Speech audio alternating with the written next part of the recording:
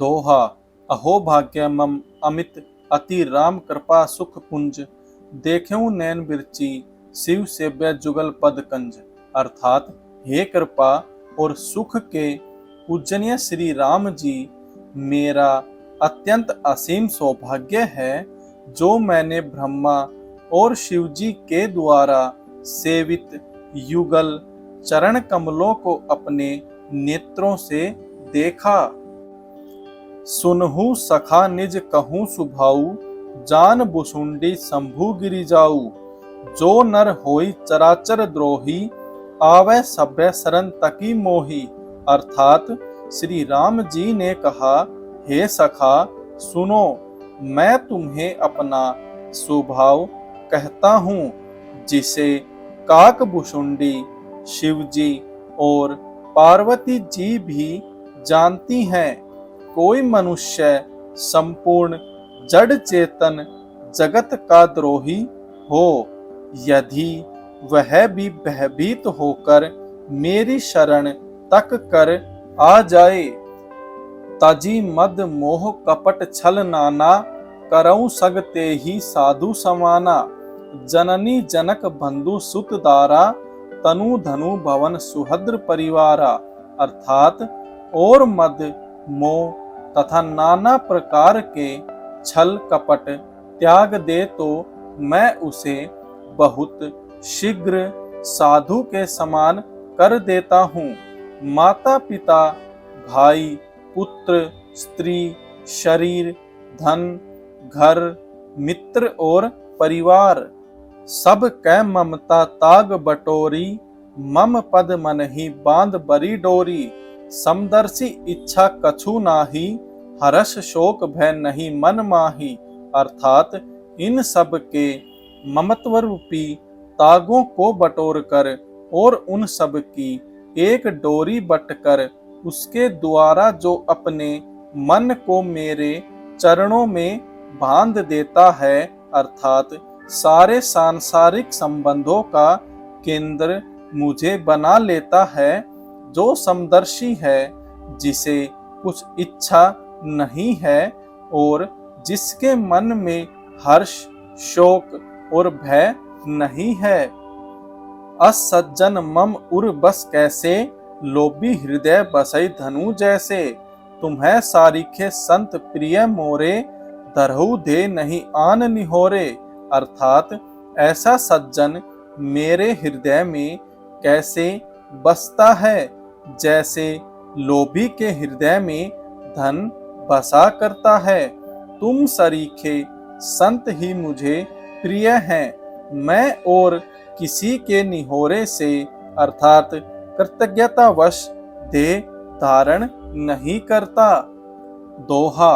सगुन उपासक पर हित निरत नीति दृढ़ नेम, ते नर प्राण समान मम जिन्ह के द्विज पद प्रेम।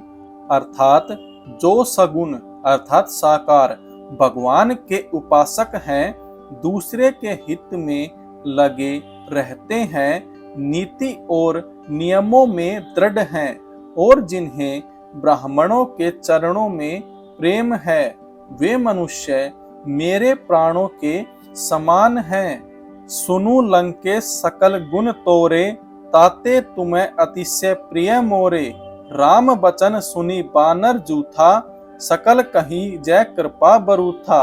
अर्थात हे लंकापति सुनो, तुम्हारे अंदर उपयुक्त सब गुण हैं, इससे तुम मुझे अत्यंत ही प्रिय हो। श्री राम जी के वचन सुनकर सब वानरों के समूह कहने लगे, कृपा के समूह श्री राम जी की जय हो। सुनहु विभीषणु प्रभु कै बानी, नहीं अघात स्वर्णामृत जानी। पद अंबुज गही बारही बारा, हृदय समात न प्रेमु अपारा। अर्थात प्रभु की वाणी सुनते हैं और उसे कानों के लिए अमृत जानकर विभीषण जी अघाते नहीं हैं। वे बार बार श्री राम जी के चरण कमलों को पकड़ते हैं। अपार प्रेम है, हृदय में समाता नहीं है। सुनहु देव सचराचर स्वामी, प्रणत पाल उर अंतर्जामी। उर कछु प्रथम वासना रही, प्रभु पद प्रीति सरित सो बही। अर्थात विभीषण जी ने कहा, हे देव, हे चराचर जगत के स्वामी, हे शरणागत के रक्षक, हे सब के हृदय के भीतर की जानने वाले, सुनिए, मेरे हृदय में पहले कुछ वासना थी, वह प्रभु के चरणों की प्रीति रूपी नदी में बह गई। अब कृपाल निज भक्ति पावनी, देहु सदा शिव मन भावनी। एव मस्तु कही प्रभु रणधीरा, मागा तुरत सिंधु कर नीरा। अर्थात अब तो हे कृपालु, शिव जी के मन को सदैव प्रिय लगने वाली अपनी पवित्र भक्ति मुझे दीजिए। एव मस्तु अर्थात ऐसा ही हो कहकर रणधीर प्रभु श्री राम जी ने तुरंत ही समुद्र का जल मांगा। जद्यपि सखा तव इच्छा नाही, मोर दर्शु अमोघ जग माही। अस कही राम तिलक ते ही सारा, सुमन वृष्टि नभ भई अपारा। अर्थात और कहा, हे सखा, यद्यपि तुम्हारी इच्छा नहीं है, पर जगत में मेरा दर्शन अमोघ है, अर्थात वह निष्फल नहीं जाता। ऐसा कहकर श्री राम जी ने उनको राज तिलक कर दिया। आकाश से पुष्पों की अपार वृष्टि हुई।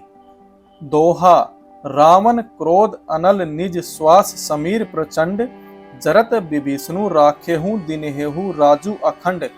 अर्थात श्री राम जी ने रावण के क्रोध रूपी अग्नि में जो अपनी विभीषण की श्वास अर्थात वचन रूपी पवन से प्रचंड हो रही थी, जलते हुए विभीषण को बचा लिया और उसे अखंड राज्य दिया। जो संपत्ति शिव रावण ही दिन ही दिए 10 माथ, सोई संपदा विभीषण ही सकुची दिन ही रघुनाथ। अर्थात शिवजी ने जो संपत्ति रावण को 10 सिरों की बलि देने पर दी थी, वही संपत्ति श्री रघुनाथ जी ने विभीषण को बहुत सकूचते हुए दी। तो दोस्तों, आज की हमारी पार्ट 18 की वीडियो में इतना ही था। अब जल्द हाजिर होता हूँ पार्ट 19 के साथ। तब तक के लिए जय हिंद, जय भारत, जय श्री राम, जय श्री हनुमान, जय हो माता सीता की।